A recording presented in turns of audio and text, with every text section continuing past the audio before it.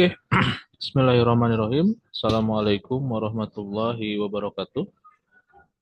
Berjumpa lagi ya di eh, pembahasan soal isu ya di mata kuliah isu ekonomi dan keuangan kontemporer syariah ya.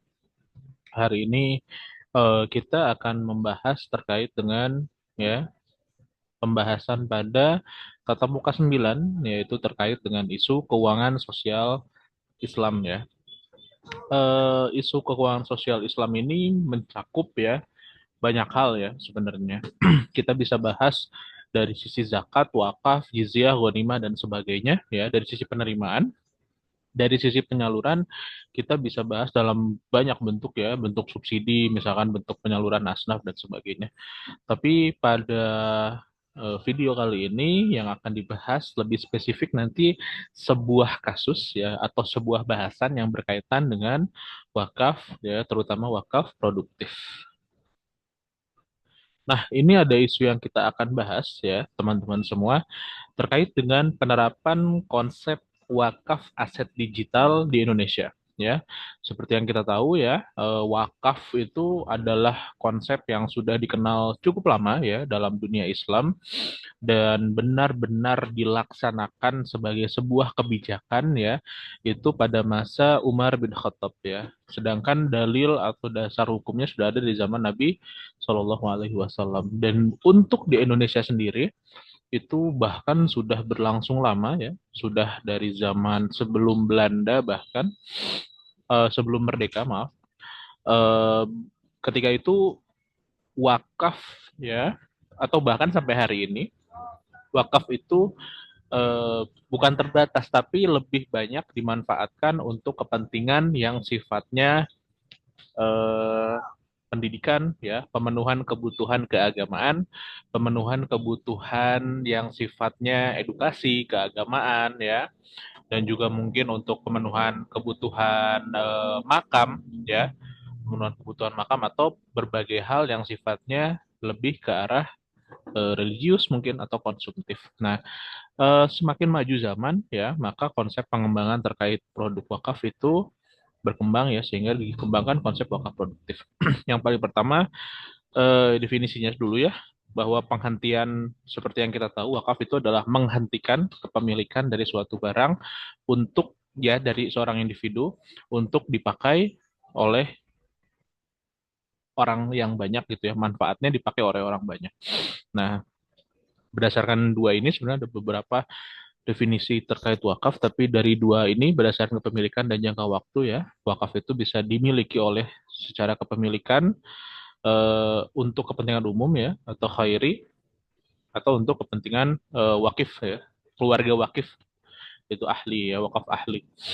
Dan berdasarkan waktu ya, wakaf itu bisa jangka waktunya itu permanen, bisa temporer ya. Misalkan saya mewakafkan barang saya selama setahun ya, ketika setahun barang itu akan kembali lagi menjadi milik saya. Itu konsep yang sering dipakai di cash wakaf link sukuk ya atau CWLS. Nah, ini sifat atau prinsip barang yang bisa diwakafkan teman-teman ya, sifatnya kekal ya, al-ibtok, pemisahan kepemilikan ya, artinya kepemilikan benda ya atau kepemilikan barang itu harus jelas nanti dipisahkan ya dari si pemilik ya atau wakif yang kemudian akan dikelola oleh nazir. Yang selanjutnya ada al-istithmar ya, pemanfaatan yang sifatnya produktif ya atau dimanfaatkan untuk kepentingan umum. Ya, selanjutnya ada maslahah al-ammah ya, kemaslahatan umum. Bagaimana setelah ya barang itu dipisahkan kepemilikannya, maka barang itu kemudian dipakai untuk kepentingan umum. Yang selanjutnya ada amanah dan akuntabilitas ya. Ini adalah bagian dari pengelolaannya ya. Bagian atau tugasnya nazir ya atau pengelola wakaf. Di mana tugas ini ya dibebankan kepada nazir untuk mengelola wakaf supaya satu barangnya itu menjadi manfaatnya luas ya manfaatnya dirasakan oleh banyak orang dan kemudian juga untuk menjaga terkait dengan barang ya, misalkan terkait dari resiko kehilangan, rusak dan sebagainya. Yang selanjutnya ada adil dan seimbang ya. Eh, pengelolaan wakaf ini ya baiknya ketika sudah diamanahkan, ketika sudah diwakafkan untuk kepentingan umum, maka harus umum yang menikmati gitu, tidak hanya satu golongan tertentu atau umat tertentu saja. Nah, adaptasi modernnya ya, seperti yang tertampil ya, ditampilkan pada layar, ya ada beberapa jenis barang ya. Namun spesifik yang akan saya bahas adalah terkait dengan aset finansial modern yang dikelola oleh prinsip syariah. Ada saham, sukuk ya, deposito ya, yang dimana kepemilikan dari harta ini ya pun juga uang sebenarnya, kepemilikan dari uang, saham, sukuk, deposito atau logam mulia ini, si barangnya itu bisa dihentikan kepemilikannya dan manfaatnya dikelola oleh Nazir dan kemudian manfaatnya untuk umum seperti itu. Nah, eh, paper yang dibahas itu kurang lebih membahas tentang aset wakaf ya yang dikelola dengan melihat fenomena isu modern ya. Isu keuangan modern itu ada satu bentuk kurs ya, bentuk kurs cryptocurrency ya atau kurs kripto di mana pembayarannya ya kurs ini menggunakan teknologi blockchain ya di mana nanti akan ada beberapa kurs ya yang bisa jadi alat pembayaran ya, alat penyimpan harta ya layaknya uang ya secara digital namun tidak dikelola oleh negara, tidak dicetak oleh negara dengan sistem blockchain yang sifatnya terdesentralisasi ya, tidak tersentralisasi dicetak oleh suatu bank sentral. Nah, aset kripto ini mengalami peningkatan yang sangat pesat, teman-teman. Nanti akan ada datanya bahwa aset kripto ini eh, mempunyai pertumbuhan yang amat sangat tinggi ya, di samping eh, pertumbuhannya yang tinggi ini diakibatkan oleh salah satunya atau beberapa hal diantaranya yaitu keamanannya terkait dengan keamanan dan juga konsep desentralisasinya. Bagaimana eh, pencetakan mata uang secara digital ya yang terkodifikasi dengan sedemikian rupa ya dan aman ya dicetak tidak melebihi jumlah batas waktu tertentu jumlah tertentu ya dan juga nilainya cenderung semakin meningkat dan itu dijadikan instrumen investasi, terutama anak-anak muda zaman sekarang. Pertumbuhan yang stabil ya menjadikan cryptocurrency ya itu sebagai safe haven baru ya atau aset aman ya atau tempat yang aman untuk menyimpan kekayaan. Safe haven dulu tuh biasanya emas orang taruhnya. Eh, Beberapa orang melihat kripto sebagai bentuk safe haven yang baru. Nah, ini pertumbuhannya, teman-teman. Ya, boleh dilihat di Coin Market Cap. Ya, pertumbuhan ya dulu itu cuman puluhan mungkin atau ratusan dolar ya, spesifik Bitcoin ya. Sekarang udah 112.000 ya, berapa ratus juta itu kripto ya. Bitcoin ya, ini Bitcoin terhadap rupiah ya. Ada Ethereum ya, ETH yang memang jauh sekali ya gapnya ya. Maaf, jauh sekali perbedaannya gitu ya, diferensiasinya 112 ribuan dolar sampai bawahnya 3.000. Dan ini juga sebenarnya ada penurunan ya dari harga karena beberapa orang yang mempunyai aset kripto banyak beberapa hari ke belakang itu menjual aset kripto. Jadi ini ada penurunan sebenarnya.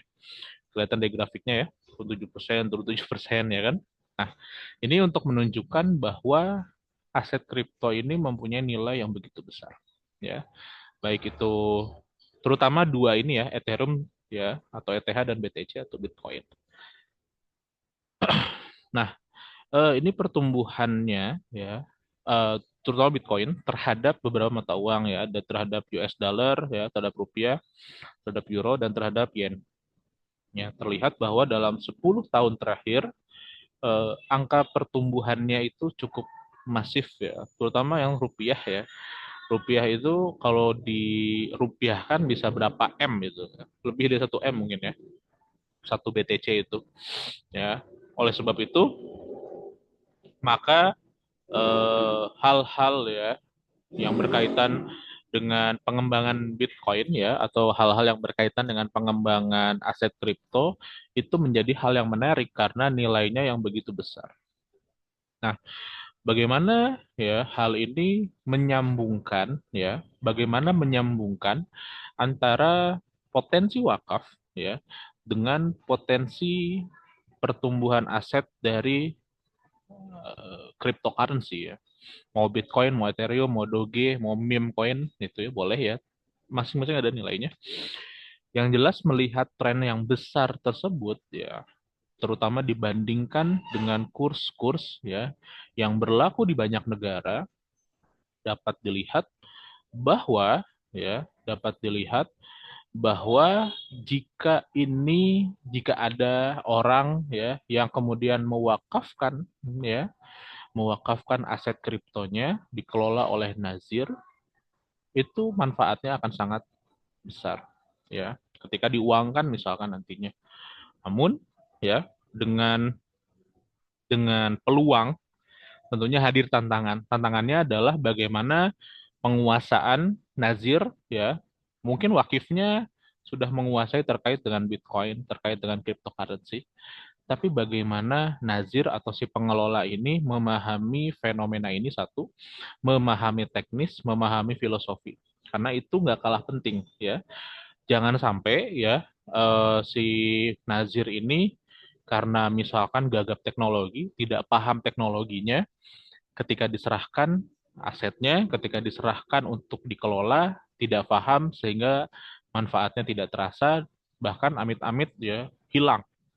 Padahal ini merupakan potensi yang besar melihat pertumbuhannya yang juga masif di Indonesia.